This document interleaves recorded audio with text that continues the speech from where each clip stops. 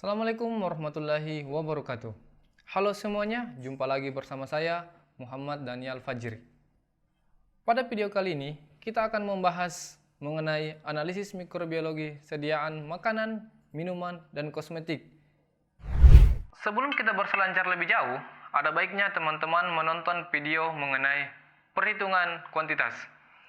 Karena beberapa istilah yang akan kami bahas pernah kami jelaskan pada video tersebut. Teman-teman bisa mengklik video di sini atau linknya kami siapkan di deskripsi video ini. Pada video ini, kita akan membahas mengenai pertama, alasan suatu produk makanan, minuman, dan kosmetik harus diuji secara mikrobiologis. Kedua, cara mendesain, jumlah pengenceran, dan jenis pengujian yang dilakukan. Ketiga, desain pengujian, angka lempeng total, most probable number, dan bakteri patogen berdasarkan nilai SNI-nya. Keempat, skema kerja dari uji mikrobiologis. Dan terakhir, cara menginterpretasi hasil uji mikrobiologis. Oke, kita masuk ke pertanyaan yang pertama. Kenapa suatu produk makanan, minuman, dan kosmetik harus diuji secara mikrobiologis? Untuk menjawab hal ini, kita harus belajar dari sejarah.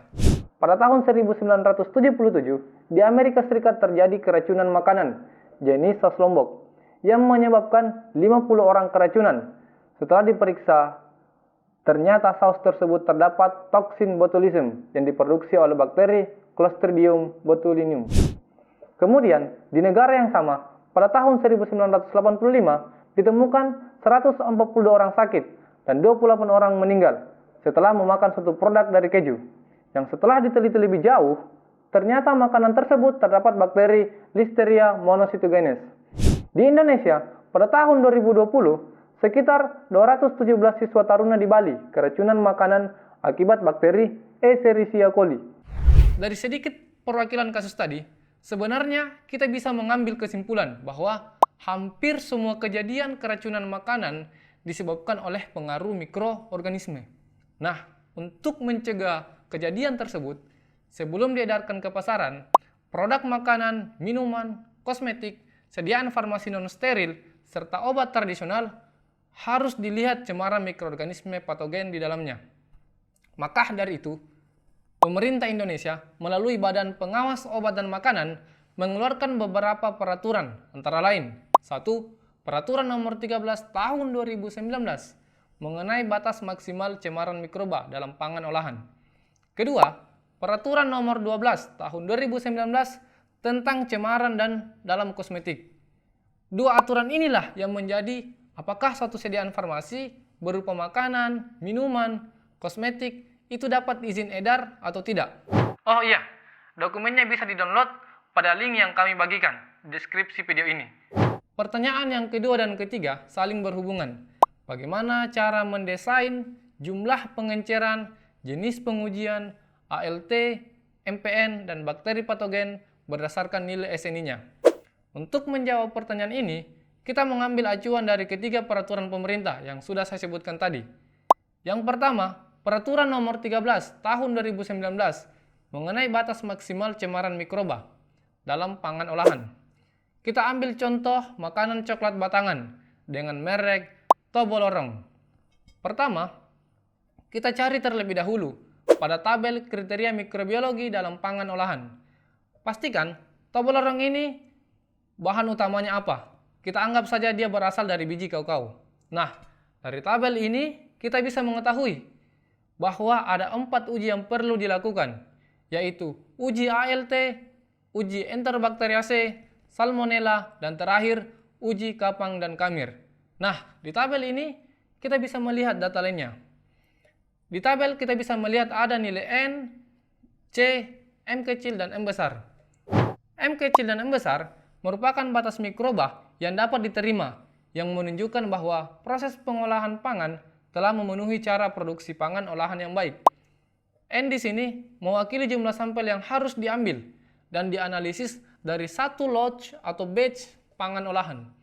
C adalah sampul hasil analisis dari N yang boleh melampaui M namun tidak boleh melebihi M untuk menentukan keberterimaan pangan olahan. Nah, berdasarkan tabel ini, maka kita bisa memperoleh data bahwa untuk ALT, batas mikrob yang diterima untuk tobo lorong adalah 5 kali 10 pangkat 3 koloni per gram dan 10 pangkat 6 koloni per gram. Jumlah sampel yang diuji untuk tobo lorong adalah 5 buah dari satu batch produksi. Dan dari 5 sampel yang diuji, hanya boleh ada 2 sampel dengan nilai ALT yang melewati nilai M kecil, namun tidak boleh melewati nilai M besar. Lalu Kak, pengencerannya bagaimana? Nah, untuk jumlah pengenceran, kita ambil dari pangkat pada nilai M besar. Jika tidak ada, maka kita lakukan 3 tingkatan pengenceran. Nilai M besarnya adalah 10 pangkat 6, maka kita lakukan 6 tingkat pengenceran. Nah, inilah yang membedakan antara pengerjaan perhitungan kuantitas pada perhitungan kuantitas di praktikum mikrobiologi farmasi dengan uji mikrobiologi atau sterilitas dari sediaan farmasi. Kemudian, bagaimana dengan kosmetik? Apakah sama atau beda? Nah, pengujian mikrobiologis untuk produk kosmetik kita mengacu pada Peraturan Badan Pengawas Obat dan Makanan Nomor 12 Tahun 2019. Ini hanya dibagi menjadi 2 kriteria, di mana setiap kriteria dibagi menjadi 3 syarat. Kosmetik kriteria pertama syaratnya 1. Kosmetik yang digunakan untuk anak di bawah 3 tahun. Kedua, kosmetik untuk area sekitar mata. Dan ketiga, kosmetik yang digunakan pada membran mukosa. Sedangkan kosmetik kriteria kedua, yaitu kosmetik yang bukan digunakan syarat-syarat kriteria pertama, untuk pengujian dan persyaratan dari uji kosmetik ini dapat dilihat pada tabel berikut. Berdasarkan Peraturan Badan Pengawas Obat dan Makanan Nomor 12 Tahun 2019, yang diujikan untuk uji mikrobiologis pada kosmetik adalah angka lempeng total, angka kapang kamir, dan untuk uji bakteri patogen, yaitu bakteri Pseudomonas aeruginosa, Staphylococcus aureus, dan Candida albicans. Pertanyaan yang keempat, bagaimana skema kerja atau prosedur kerja uji mikrobiologis untuk skema kerja ALT, angka kapang dan kamir, serta MPN? Teman-teman bisa kembali melihat prosedur kerja perhitungan kuantitas. Tapi ingat, jumlah pengencerannya akan berbeda-beda sesuai dengan sampel atau sediaan yang akan kita uji. Nah, untuk uji bakteri patogen, untuk uji ini kita bagi menjadi 2 pengujian, uji presumptif atau uji penduga, dan uji konfirmatif atau uji spesifik. Untuk uji presumptif, kita mengambil sampel pada pengenceran pertama, atau sesuaikan dengan nilai M besar di tabel persyaratannya. Pada pengenceran tersebut, kita ambil 1 mili, kemudian kita masukkan ke dalam tabung reaksi yang berisi 9 mili medium presumptif atau medium penduga. Kemudian, jika hasilnya positif, ambil 1 mili dari medium presumptif, kemudian goreskan secara siksak pada medium konfirmatif atau medium spesifik. Untuk medium yang digunakan untuk mikroba patogen tertentu, beserta penanda positifnya dapat dilihat pada tabel berikut.